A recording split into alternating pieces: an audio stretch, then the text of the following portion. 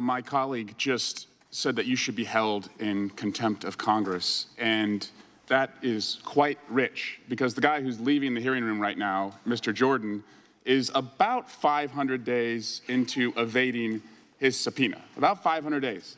So if we're going to talk about contempt of Congress, let's get real. I mean, are you serious that Jim Jordan, a witness to one of the greatest crimes ever committed in America, a crime where more prosecutions have occurred than any crime committed in America, refuses to help his country, and we're going to get lectured about subpoena compliance and contempt of Congress? Jim Jordan won't even honor a lawful subpoena? Are you kidding me? Are you kidding me? There's no credibility on that side.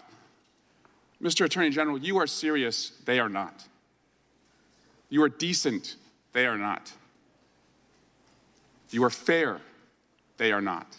So I welcome you to the law firm of Insurrection LLP, where they work every single day on behalf of one client, Donald Trump. And they do that at the expense of millions of Americans who need the government to stay open, who want their kids safe in their schools, and would like to see Ukraine stay in the fight so that we don't help Russia.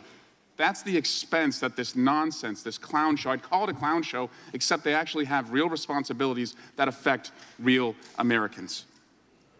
It's the difference between one side that believes in governing and one side that believes in ruling. You've tried to comply with this committee. In fact, last week, one of your special agents came here for an interview, brought his lawyer, and was told that he couldn't have his lawyer present.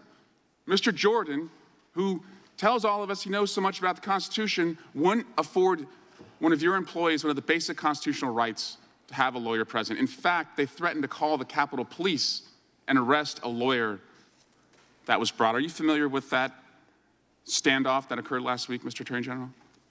Generally, yes.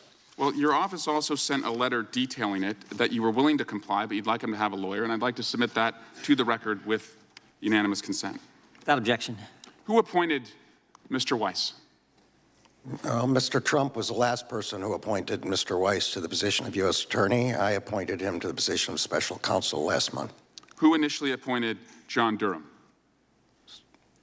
Mr. Durham was, I believe, also appointed by President Trump, and Mr. Barr appointed him as Special Counsel. And again, these guys are so upset that Donald Trump's appointed prosecutors aren't doing enough of the corruption that Donald Trump wants them to do. So either they are just following the law, or they're not as corrupt, and they're not willing to go as far as they think that Donald Trump deserves. That's what they're asking to happen here. Also, doesn't it seem that they want it both ways when it comes to the special counsel?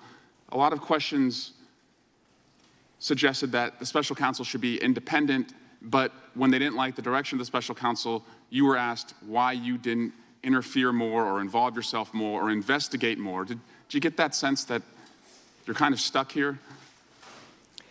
When I make an appointment, somebody be special counsel or prosecutor, the appointment is without respect to what the outcomes of the case will be.